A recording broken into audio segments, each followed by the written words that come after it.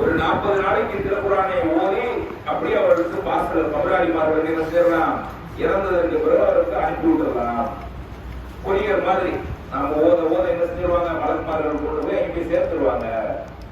ஏன் இது பண்றீங்க? அவருக்கு நன்மை போகணும்ல. அவரு திருக்குறான் ஓதுவார், அந்த உலகத்துல ஓதி இருக்கிறாரா, பார்த்துருக்கிறாரா, அதெல்லாம் தொட மாட்டாரு. வீட்டுல குரான் இருக்கு, அதெல்லாம் இருக்குது. புத்தம் புதிய திருக்குறான் அழகான ஒரு பையில நாங்க பூட்டி வச்சிருக்கிறோம். அது எப்பதான் எடுப்பீங்க? யாராச்சும் வீட்டுல மோட்டு விழுந்தா எடுப்போம். அல்லது வாரத்திற்கு ஒரு முறை ஓதக்கூடியவர்கள் அல்லது படிக்கக்கூடியவர்கள் என்ன நம்பிக்கை இருக்கிறார்கள் என்று சொன்னால், திருக்குறான் என்பது ஒரு புனித நூல். அந்த புனித நூலை ஓதினால் நன்மை. இதை தவிர வேறு என்ன இந்த சமுதாயத்திற்கு தெரியும் என்று கேட்டால் எதுவும் தெரியாது என்பதுதான் உண்மை. இதை தவிர இந்த சமுதாயத்திற்கு இந்த திருக்குறானை பற்றி என்ன தெரியும் என்று கேட்டால் எதுவுமே தெரியாது என்பதுதான் உண்மை.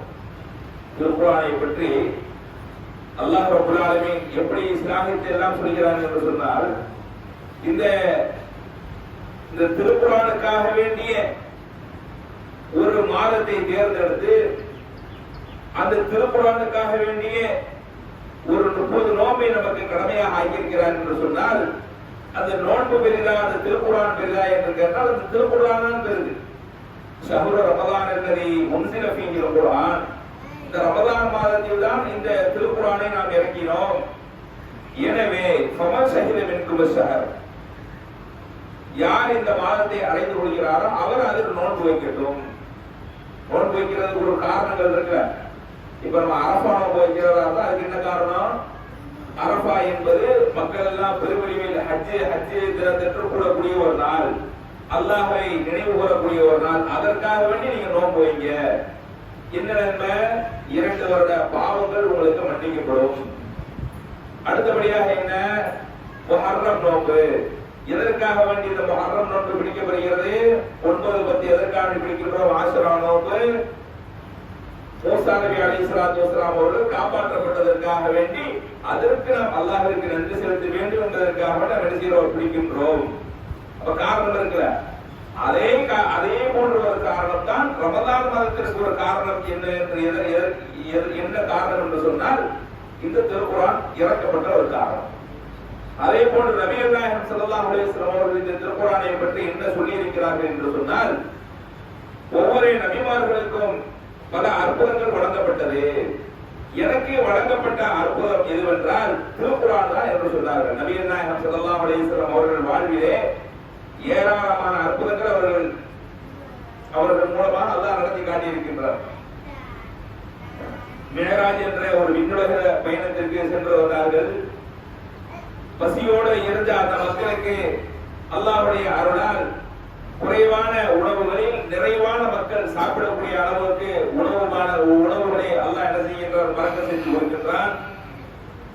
இப்படி நிறைய அவர்கள் மூலமாக அவர்கள் சில பேர் என்ன செய்வாங்க, நீங்கள் தான் தூதர் என்பதற்கு ஏதேனும் சில அற்புதங்களை செய்து காமிங்கள் என்று சொல்லும் பொழுது அல்லாஹ் ரப்பல் ஆலமீன் சில அற்புதங்களை ரசூல் ஸல்லல்லாஹு அலைஹி வஸல்லம் அவர்கள் மூலமாக செய்து காண்பித்தார்.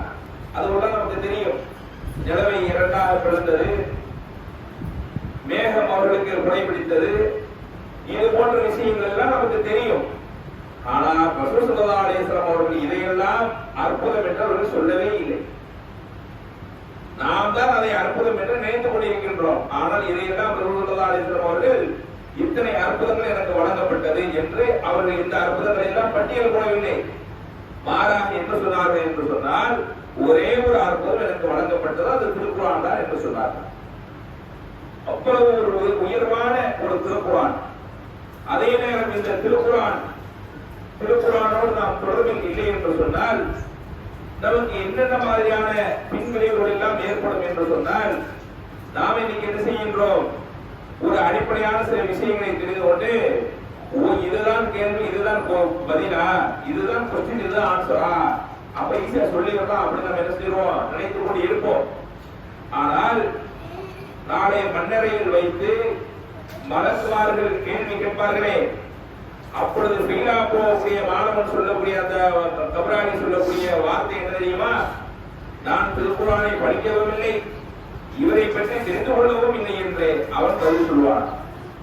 இந்த மனிதரை பற்றி நீர் என்ன நினைக்கிறீர் என்று ரசூல் ஸல்லல்லாஹு அலைஹி வஸல்லம் அவர்களை பற்றி கேட்கும் பொழுது சொல்லக்கூடிய அந்த பதில் என்னவென்று சொன்னால், நான் திருக்குறானை படிக்கவும் இல்லை, இவரை பற்றி எனக்கு தெரியவும் செய்யாது, ஊரில் என்ன சொல்லிக் கொண்டிருந்தாரோ அதையே நானும் சொல்லிக் கொண்டிருந்தேன் அப்படின்னு சொல்லி என்ன செய்வாரு, அந்த மன்னரை வாசி மெயினா போயிடுவாரு. அப்ப அங்கு பாஸ் ஆகுவதற்கு கூட இந்த திருக்குறான் தான் நமக்கு அடிப்படை என்று மாத்திரம் நமக்கு சொல்லுகின்றது. அதே நேரம் திருக்குறானை பற்றி இன்னொரு படி மேலே சொல்ல வேண்டும் என்று சொன்னால், பொதுவாக திருக்குறானை பற்றி எந்த ஒரு ஆய்வும் செய்யாமல் ஒரு மனிதன் நன்மை என்று மட்டுமே ஓடிக்கொண்டிருந்தால் அவனுக்கு அதிகபட்சம் அந்த திருக்குறான் மூலமாக ஒரு சில நன்மைகள் கிடைக்கும். என்ன, நாளை மறுமையிலே அந்த திருக்குறான் அவனுக்காக வேண்டி சில சிபாரிசுகள் செய்யுமா. ரசூலுல்லாஹி சொல்றாங்க, யார் ஒருவர் திருக்குறானை ஓதுகின்றாரோ அவருக்காக வேண்டி நாளை மறுமை நாளில் இந்த திருக்குறான் என்னிடம் வந்து சிபாரிசு செய்யும். இறைவா, இவர் என்னுடன் உலகத்தில் தொடர்பில் இருந்தவர் என்று அவருக்காக வேண்டி இந்த திருக்குறானை நான் சிபாரிசு செய்ய வைப்பேன், அதுவும் சிபாரிசு செய்யும் என்று ரசூலுல்லாஹி ஸல்லல்லாஹு அலைஹி வஸல்லம் அவர்கள் சொல்லி இருக்கிறார். இதுதான் அதிகபட்சம். ஆனால் இந்த திருக்குறான் என்பது, இந்த திருக்குறான் மூலமாக இந்த சமுதாயம் பெறக்கூடிய முக்கியமான படிப்பினை என்னவென்று சொன்னால், அல்லாஹ்வை அறிந்து கொள்வது. அல்லாஹ்வை அறிந்து கொள்வதற்கு ஏன் இந்த திருக்குறானை நாம் பயன்படுத்த வேண்டும் என்று சொன்னால், இறை நம்பிக்கையாளர்களை பார்த்து அல்லாஹ் அப்படித்தான் சொல்கின்றார். என்ன சொல்கின்றான், இன்னமல் முஃமினூன அல்லதீன இதா ذிக்ரல்லாஹு வஜிலத் குலூபுஹும். இந்த இறை நம்பிக்கையாளர்களுக்கு இதா ذிக்ரல்லாஹு வஜிலத் குலூபுஹும், இறைவனை பற்றி அவர்களுக்கு நினைவு கூறப்பட்டால் இதா துலியத் அலைஹிம், அவர்களது உள்ளம் என்ன செஞ்சிடும், நடுநடுங்கிவிடும். அல்லாஹ் இப்படி சொல்கிறார் என்ற சஹாபாக்களுக்கு சொல்லப்பட்டால் என்ன செஞ்சிடும், உண்மையான இறை நம்பிக்கையாளர்களுக்கு அல்லாஹ் பார்த்து கொண்டிருக்கின்றான், எச்சரிக்கையாக என்ன செய்வார், அவர் பயப்படுவார். அவர் தான் இறை நம்பிக்கையாளர். அல்லாஹ்வுக்காக இதை செய்யுங்க அப்படின்னு சொன்னா அவர் செய்வார். அவர் தான் இறை நம்பிக்கையாளர். அல்லாஹ்விற்காக நீ மன்னித்து விடுங்கள் என்று கேட்பார், அல்லாஹ் மன்னிச்சுறேன் அப்படின்னு சொல்வார். அவர் தான் இறை நம்பிக்கையாளர். அடுத்தபடியாக சொல்கின்றான், துலியத் அலைஹிம் ஆயாத்துஹு, இந்த திருக்குர்ஆனுடைய வசனங்கள் ஓதி காட்டப்பட்டால் ஜாதத்துஹும் ஈமானா, அவரது இறை நம்பிக்கை அது அதிகப்படுத்தும். எது அதிகப்படுத்துமா, இந்த திருக்குர்ஆனுடைய வசனங்கள் அதிகப்படுத்துமா. எப்படி அதிகப்படுத்தும் என்று சொன்னால், இந்த அதிகப்படுத்தும் என்ற வார்த்தைக்கு ரசூல் ஸல்லல்லாஹு அலைஹி வஸல்லம் அவர்களது காலத்தில் உள்ள அதிகப்படுத்தும் என்பது வேறு, இப்பொழுது சொல்லக்கூடிய அதிகப்படுத்துதல் என்பது வேறு. உதாரணத்திற்கு ரசூல் ஸல்லல்லாஹு அலைஹி வஸல்லம் அவர்களது காலத்திலே அறியாமை காலம் என்று சொல்வார்கள். அன்றைய காலத்திலே பெண்களே ஒரு பெண்களாக ஒரு மனித இனமாக அவர்கள் மதிப்பது கிடையாது. பெண்களை வெறும் போகப் பொருளாக மட்டும் அடிமைகளாகவும் நடத்தி கொண்டிருந்த ஒரு சமுதாயம். அப்பேற்பட்ட சமுதாயத்திலே பெண்கள் ஈமான்தாரிகளான அந்த பெண்களுக்கு ஈமானை அதிகரிக்கும் விதமாக அல்லாஹ் வசனத்தை இறக்கி அருளினார். சூரத்துல் நிசா என்கிற அந்த ஒரு அத்தியாயத்தை அவர்களுக்காக இறக்கி அருளினார். அதிலே அவர்களுக்குரிய பல சட்டங்களை, பல உரிமைகளை அதை அவர்களுக்கு வழங்கினார். பெண்கள் என்பவர்கள் எப்படி மேன்மையானவர்கள், அவர்களுக்கு ஒரு ஆண் என்னென்ன மாதிரியான கடமைகளை எல்லாம் செய்ய வேண்டும், உனது மனைவிக்கு என்ன கடமைகள் செய்ய வேண்டும், உனது பெற்றோருக்கு என்ன கடமை செய்ய வேண்டும், உனது உடன் பிறந்தவருக்கு என்னென்ன மாதிரியான கடமைகள் செய்ய வேண்டும், பெண்களை நீங்கள் எப்படி பார்க்க வேண்டும் என்பது போன்ற கண்ணியமான ஒரு விஷயங்களை எல்லாம் திருக்குர்ஆன் அருளியிருக்கிற பொழுது அந்த பெண்களுக்கு அதை ஈமானை அதிகப்படுத்தியது. நம்மளை எல்லாம் இவர்கள் கால்நடைகளை போல நடத்தி கொண்டிருக்கக்கூடிய இந்த சமுதாயம் அல்லாஹ் நமக்கு எப்படி ஒரு கண்ணியத்தை வழங்கி இருக்கிறார் என்று அவர்களுக்கு அந்த ஈமானை அதிகப்படுத்தியது. அதே போன்ற ஆண்களாக இருந்த ஏழை எளிய மக்கள் இருக்கிறாங்க, அவர்களுக்கு ஈமானை அதிகப்படுத்தியது அல்லாஹ்வுடைய திருக்குர்ஆனுடைய வசனம்.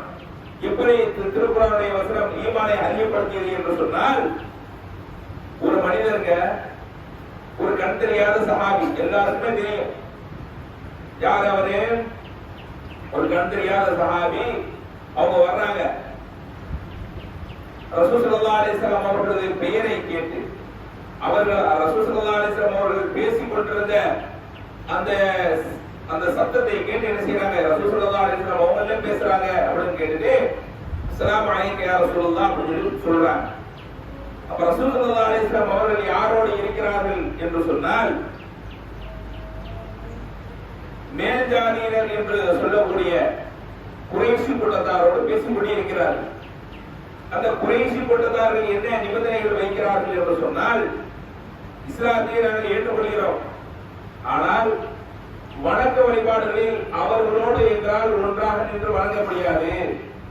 எங்களுக்கு தனிப்பள்ளிவாசல் நீங்கள் தந்துவிடுங்கள், அவர்களுக்கு தனியாக வழக்கத்தை நீங்கள் நிறைவேற்றுவதற்கு கொடுங்கள், எங்களுக்கு தனி சட்டத்திட்டங்கள், அவர்களுக்கு தனி சட்டத்திட்டங்கள் என்று இஸ்லாத்தினுடைய அடிப்படையை தகர்க்கக்கூடிய ஒரு ஒப்பந்தத்தை அவர்கள் பேசிக் கொண்டிருக்கிறார்கள்.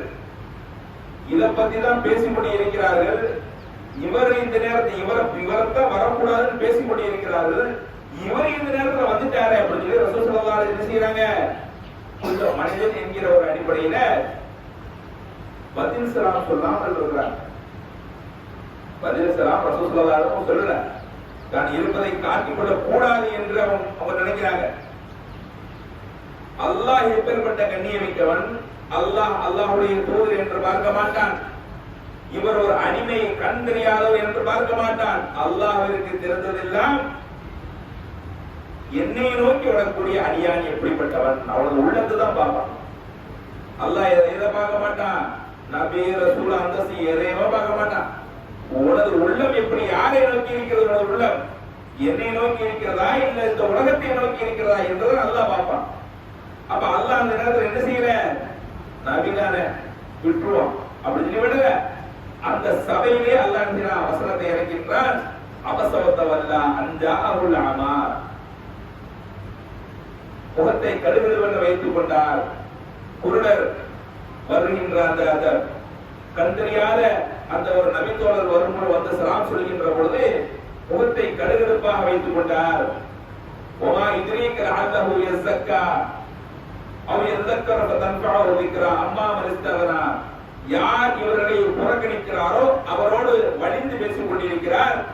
யார் இஸ்லாத்தின் பக்கம் வலிந்து வருகிறார்களோ அவர்களை இவர் புறக்கணிக்கிறார் அப்படின்னு அல்லாஹ் ரப்பல் ஆலமீன் சொல்லிட்டு கடுமையான கண்டனங்களை அந்த இடத்துல தெரிவிக்கிறார். இதை கேட்ட அந்த ஏழை சஹாபிக்கு என்ன ஏற்பட்டிருக்கும் நினைக்கிறீங்க? ஈமான் அப்படியே 100% மேல போயிருக்கும். அல்லாஹ்வுடைய ரசூல் அல்லாஹ் பார்க்கறைய எனக்காக அல்லாஹ் வசனத்தை இறக்கிறானே, என் பக்கம் அல்லாஹ் நிக்கிறான் அப்படின்னு ஏற்கலாம் இல்லையா? அதுதான் திருக்குர்ஆன். இது அந்த காலத்தில் அப்படியான சில சம்பவங்கள் மூலமாக அல்லாஹ் என்ன செய்யறான், சில பேருக்கு இந்த திருக்குர்ஆன் மூலமாக ஈமான் அதிகப்படுத்தினான். நமக்கு இப்பொழுது உள்ள நேரத்திலே நாம் என்ன செய்கின்றோம், அன்றைய காலகட்டத்தில் வாழவில்லை. நாம் இப்ப எல்லாரும் என்ன செய்கிறோம் என்று சொன்னால், எதுவாக இருந்தாலும் ஆதாரம் எனக்கு அல்லாஹ் இருக்கிறான்னா அதுக்கு ஏதாச்சும் ஆதாரம் கொடுங்க. நம்ம அப்படித்தான் இருக்கிறோம். மனிதன் ஆதாரம் தான் நம்புவான். ஒரு விஷயத்தை சொல்லி அவனுக்கு சில விஷயங்களை இருந்தா தான் நம்புவான். நம்ம ஒரு இடத்துல ஒரு மாசம் சம்பளத்துக்கு வேலை பார்க்கிறோம் அப்படின்னா முதல் 1ஆம் தேதி சம்பளத்தை தந்துட்டா தான் அடுத்த மாசம் நம்ம என்ன செய்வோம், சந்தோஷமா வேலைக்கு போவோம். முதல் மாசம் சம்பளம் தரணும்னு வைக்கிற, 2வது மாசம் நம்ம வேலை எப்படி பார்ப்போம், ஒரு டவுட்ல தான் பார்ப்போம். போன மாசம் சம்பளம் தரல, வர்ற மாசமாவது தரானான்னு பார்ப்போம். அப்படி அடுத்த மாசம் சம்பளம் தரணும்னு வைக்கிற, இதுக்கு மேல சரிப்பட்டு வராது, போன 6 மாசம் வெயிட் பண்ணுவோம், கேட்டு பார்ப்போம். இல்லாட்ட வேற கம்பெனி மாறிடுவோம் அப்படின்னு சொல்லி என்ன செஞ்சிடும், முடிவெடுக்கிறோம் இல்லையா? அப்ப நம்பிக்கைக்கு ஒரு அளவுல அப்ப அவன் சம்பளத்தை கொடுத்தா தான் நம்ம என்ன செய்கின்றோம், வேலைக்கு போறோம். அதைத்தான் அல்லாஹ் என்ன செய்கின்றான், நீ சும்மா உன்னை நம்ப வேணாம் பா, இந்த அர்த்தத்துல போறான். அதுல படிச்சுப்பார் என்னென்ன விஷயம் இருக்கு. இந்த உலகத்தை இந்த உலகத்துல முதல்ல கடவுளுடைய பார், நான் சொல்லக்கூடிய கடவுளுடைய பார். அல்லாஹ்வுடைய கடவுள் கொள்கை என்ன, நபியை நீர் கூறுவீராக அல்லாஹ் ஒரு இறைவனின் போல் ஒருத்தன் தான். முதல்ல அதை வரைக்க மீறி சொல்லக்கூடிய கடவுள் கொள்கையை சித்தாந்தம் பாரு. ஒருத்தன் என்று யாராவது சொல்றாங்களா? எந்த மதவாது இறைவன் ஒருவன் என்று சொல்கிறார்களா? கிடையாது. இறைவனுக்கு குடும்பம் இருக்குது, இறைவனுக்கு தாய் இருக்குது, தகப்பன் இருக்குது, இறைவனுக்கு நிறைய வேலைகள் இருக்குதுங்க. சமீபத்தில் உத்தரப்பிரதேசத்துல ஒரு சிறைக்கு போய் என்ன செய்யறாரு, ஒரு டாக்டரே நெஞ்சில டெலிஸ்கோப் போச்சு பாக்குறாரு. கடவுளுக்கு காய்ச்சலிக்கு சொல்லியிருப்பான் போல இருக்குது. அவர் போய் என்ன செய்யறாரு, டெலிஸ்கோப் வச்சு பாக்குறாரு ஹார்ட் பீட். கடவுள் கையே என்னாச்சு தெரியலையே அப்படின்னு சொல்லிட்டு ஒருத்தர் என்ன செய்யறான், ஒரு கம்பெனி போடுறான், போத்தி விடுறான், கொடுக்குறான். நமக்கே இப்படி கொடுங்க, கடவுள் பாவம் அவருக்கு என்ன செய்ய அப்படின்னு சொல்லிட்டு. அப்ப கடவுள் நம்பிக்கை அவர்கள் இப்படித்தான். நம்ம மனிதர்கள் எப்படி மனிதர்கள் நாம் எப்படி இருக்கிறோமோ அப்படித்தான் கடவுள் இருப்பான்னு மனுஷன் நம்புறான். ஆனா அந்த அதுக்கு அதையெல்லாம் அடித்து உடைக்கும் விதமாக இந்த மார்க்கம் தான் சொல்கிறது கடவுள் அப்படி இல்லப்பா, அவன் ஒருத்தன் அல்லாஹு சமத், அவன் தேவைகள் என்றவன். உனக்கு பல தேவைகள் இருக்கும். உனக்கு உடை தேவை, உணவு தேவை, உறக்கம் தேவை, நிறைய தேவைகள் இருக்கு. இறைவன் எல்லாம் தேவையா? அல்லாஹ் தன்னை பற்றி சொல்லும் போது கூட எப்படி சொல்றான் அப்படின்னா, எனக்கு உணவும் தேவையில்லை, உறக்கவும். இறைவன் உறங்காதவன் அப்படின்னு சொல்றான். இறைவன் உறங்காதவன் சொல்றான். இன்னைக்கு நிறைய வேற பிற மத மக்கள் வழிபடக்கூடிய சில நேரங்களில் சில வழிபாட்டு தலங்களை பார்த்தீங்கன்னா அந்த வழிபாட்டு தலங்களை பூட்டி விடுவார்கள். ஏன்? இது நித்திரை நேரம், கடவுள் வந்து நித்திரை செய்யக்கூடிய நேரம். இதுக்கு வந்து வழிபாடு கிடையாது. காலையில 5 மணிக்கு தான் கடவுளை திறப்போம், அப்பதான் வந்து கடவுள் விழிக்கக்கூடிய நேரமா. இஸ்லாம் என்ன சொல்றது? இறைவனுக்கு நித்திரை இல்லப்பா. இந்த உலகத்தை இயக்கக்கூடிய இறைவன் அவன் உலகி விட்டா என்ன ஆகும்? ஒரு வண்டி ஓடிக்க போறான் டிரைவர் உலகனா என்ன ஆகும்? புளிச்சு அவ்வளவுதான். புளிய மரமோ பேரிக்கால லேபர்ஸ் போகும்போது மோதா போக வேண்டிதான். ஆனால் இறைவனுக்கு நிச்சரை கிடையாது என்று மார்க்கம் சொல்லக்கூடிய மார்க்கம். அடுத்தபடியா என்ன நினைக்கிறான்? நமக்கு அத்தா அம்மா இருக்கிறாங்க, கடவுளுக்கு அவ அத்தா அம்மா இருக்கக்கூடாதா? கூட அவருக்கு ஒரு அத்தா அம்மா போடு அப்படின்னு சொல்லி இவெல்லாம் என்ன செய்யறான்?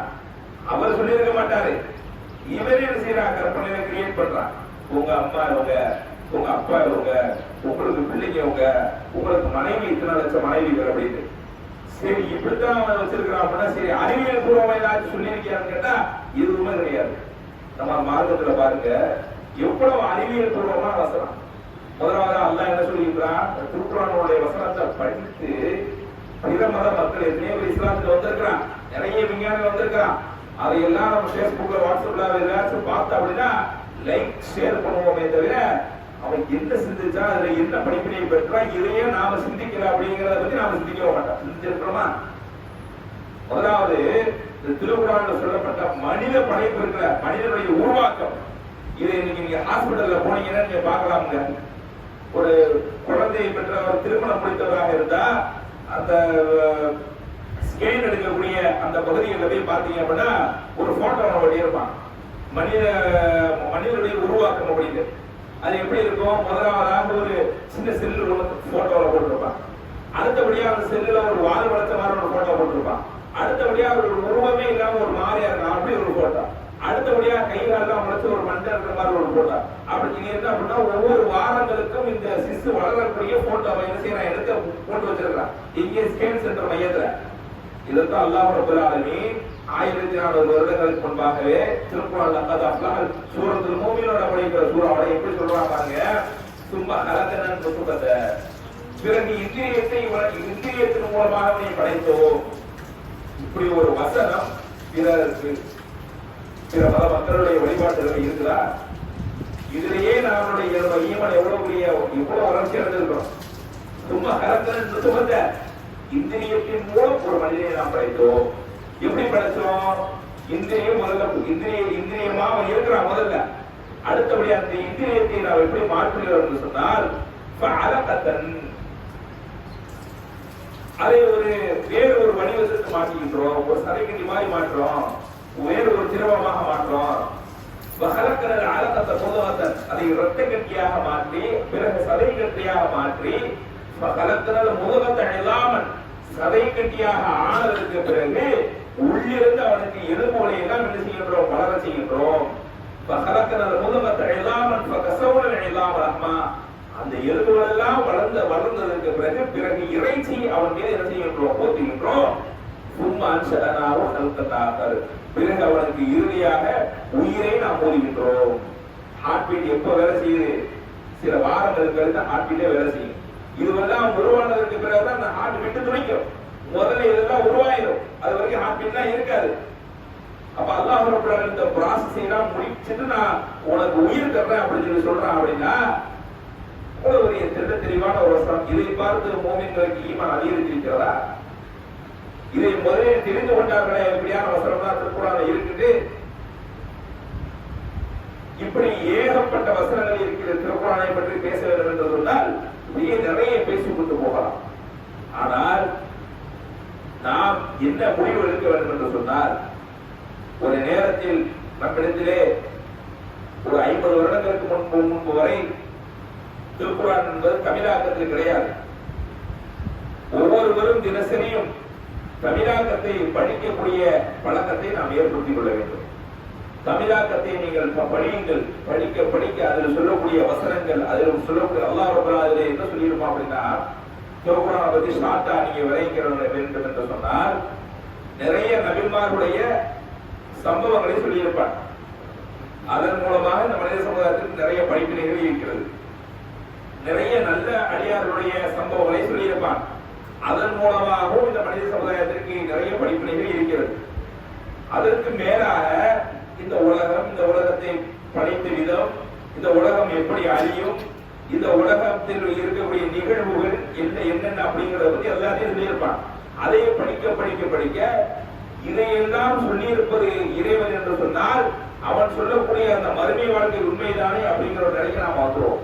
இன்னைக்கு நம்ம மறுமை வாழ்க்கையை வந்து நாம் என்ன நம்பிக்கையை கொண்டிருக்கிறோம் என்று சொன்னால் மௌத்தானதுக்கு அப்புறம் பார்த்துக்கிறோம், அங்கே போனதுக்கு அப்புறம் பார்த்துக்கிறோம் உண்மையா இல்லையா அப்படித்தான் நிறைய மக்கள் ஒரு அரை நம்பிக்கையில தான் இருக்கிறத தவிர இறை நம்பிக்கை நம்ம இடத்துல இல்லை பெருசா.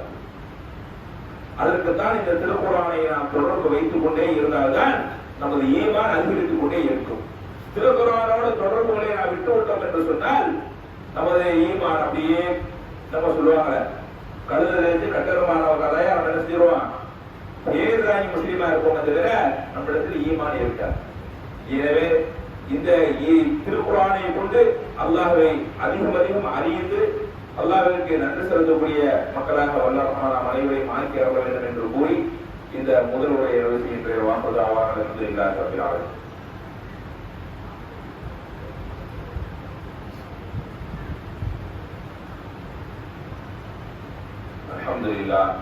அல்ஹம்துலில்லாஹி வஹ்தஹு வஸ்ஸலாத்து வஸ்ஸலாமு அலா மன் லா நபிய்ய பஅதஹு. கண்ணியத்திற்குரிய எல்லாம் வல்ல அல்லாஹ் ஜல்ல ஷஅனஹு தஆலாவின் நல்லடியார்களே, இன்ஷா அல்லாஹ் நாளை மறுநாள் 20ஆம் தேதி தமிழ்நாடு தௌஹீத் ஜமாத் ராமநாதபுரம் மாவட்டம் தலைமையின் சார்பாக முன்மாதிரி முஸ்லிம் இளைஞர்கள் என்ற ஒரு நிகழ்ச்சி ஏற்பாடு செய்யப்பட்டிருக்கின்றது. இதிலே அதிகமான இளைஞர்கள், இஸ்லாமிய இளைஞர்கள் பங்கெடுக்க வேண்டும் என்று இந்த ஜும்மாவின் மூலமாக கேட்டுக்கொள்கின்றோம். வரக்கூடிய நபர்கள் முன்கூட்டியே கிளை நிர்வாகிகளிடம் தகவல் தெரிவித்து போன முறை கொடுத்தால் அழைத்து வருவதற்கு ஏதுவாக வாகன வசதிகள் ஏற்பாடு செய்யப்படும். காலை 10:30 மணி என்பதால் இங்கிருந்து ஒரு 9:30 மணி அளவில் நாம் ஒரு வாகனத்தில் சென்று விடலாம். அங்கு மதிய உணவும் ஏற்பாடு செய்யப்பட்டிருக்கிறது. இந்த முன்மாதிரி முஸ்லிம் இளைஞர்கள் என்கிற ஒரு திட்டத்தை எதற்காக வேண்டி நாம் கையில் எடுத்திருக்கிறோம் என்று சொன்னால், இன்றைய இளைஞர்களுக்கு நாம் அதிகமான நன்மைகளை காட்ட வேண்டும், அவர்களுக்கு வாழ்க்கையின் யதார்த்தத்தை புரிய வைக்க வேண்டும். இளைஞர்கள் வழிவிட்டு போய்விடக்கூடாது. இளைஞர்கள் தான் இந்த மார்க்கத்தின் அஸ்திவாரம். அவர்கள் சீர்பெற்று விட்டால் இந்த சமுதாயம் சீர்பெற்றுவிடும் என்கிற அடிப்படையிலே இந்த திட்டத்தை தமிழ்நாடு தௌஹீத் ஜமாத் ஏற்பாடு செய்திருக்கின்றது. இன்ஷா அல்லாஹ் அதற்குண்டான செயல் வடிவங்களையும் இன்னும் வீரியமாக அதற்குண்டான செயல்பாடுகளை நாம் அங்கீகரிப்பதற்கு வேண்டி இதற்கு சில முக்கிய அறிவுரைகள் நமக்கு வழங்கப்பட இருக்கிறது. எனவே இதற்காக வேண்டி அதிகமாக கலந்து கொள்வதற்கு உங்கள் வீட்டு பிள்ளைகளை நீங்கள் ஆர்வம் ஊட்டி இன்ஷா அல்லாஹ் இந்த நிகழ்ச்சியில் பங்கு கொள்ள செய்யுங்கள். அடுத்தபடியாக இந்த வார ஜும்மா வசூல் ராமநாதபுரம் மாவட்டம் சித்தார்கோட்டை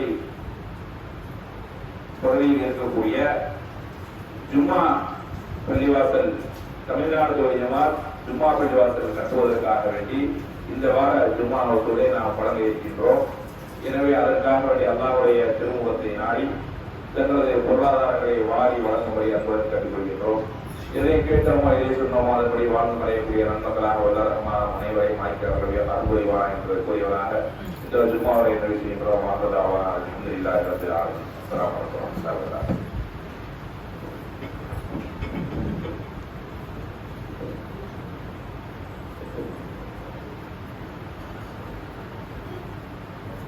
அல்லாஹு அக்பர் அல்லாஹு அக்பர். அஷ்ஹது அன் லா இலாஹ இல்லல்லாஹ் அஷ்ஹது அன்ன முஹம்மதர் ரசூலுல்லாஹ். ஹய்யா அலல் ஸலாஹ் ஹய்யா அலல் ஃபலாஹ். قد قامت الصلاة قد قامت الصلاة. الله أكبر الله أكبر لا إله إلا الله.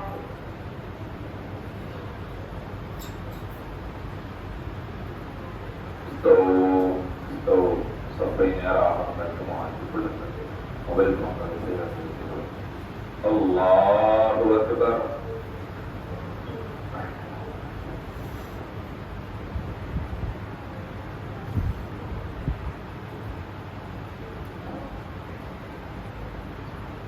الحمد لله رب العالمين الرحمن الرحيم مالك يوم الدين إياك نعبد وإياك نستعين اهدنا الصراط المستقيم صراط الذين أنعمت عليهم غير المغضوب عليهم ولا الضالين.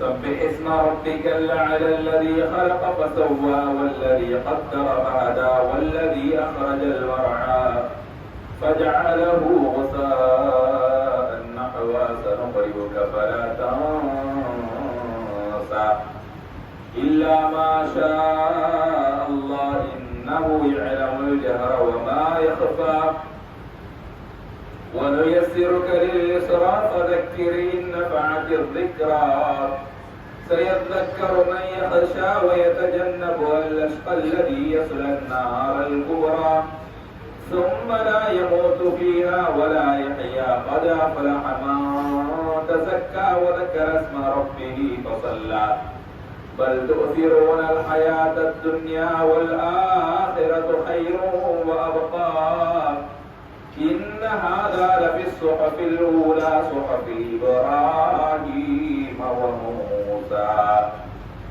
الله أكبر.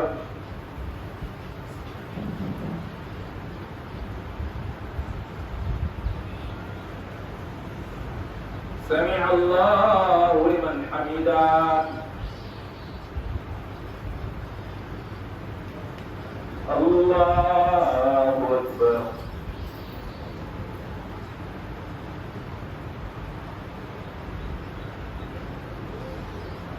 الله أكبر. الله أكبر.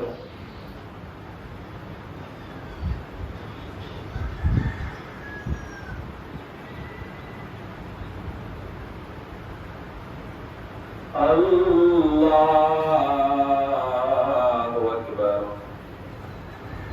الحمد لله رب العالمين الرحمن الرحيم مالك يوم الدين إياك نعبد وإياك نستعين اهدنا الصراط المستقيم صراط الذين أنعمت عليهم غير المغضوب عليهم ولا الضالين.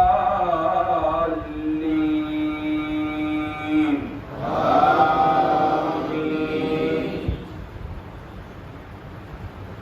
هل أتاك حديث الغاشية وجوه يومئذ خاشعة عاملة ناصبة تصلى نارا حامية تسقى من عين آنية ليس لهم طعام إلا من ضريع لا يسمن ولا يغني من جوع وجوه يومئذ ناعمة لسعيها راضية في جنة عالية لا تسمع فيها لاغية فيها عين جارية فيها سرر مرفوعة وأكواب موضوعة ونمارق مصفوفة وزرابي مبثوثة أفلا ينظرون إلى الإبل كيف خلقت وإلى السماء كيف رفعت وإلى الجبال كيف نصبت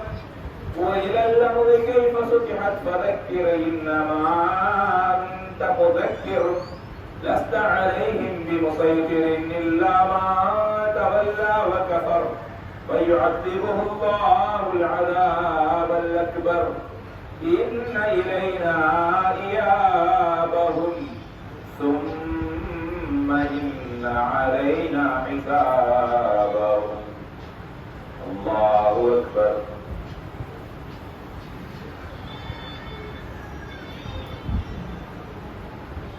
سمع الله لمن حمده. الله أكبر.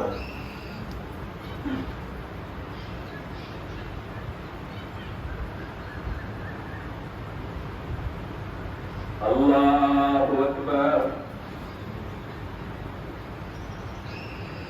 الله أكبر.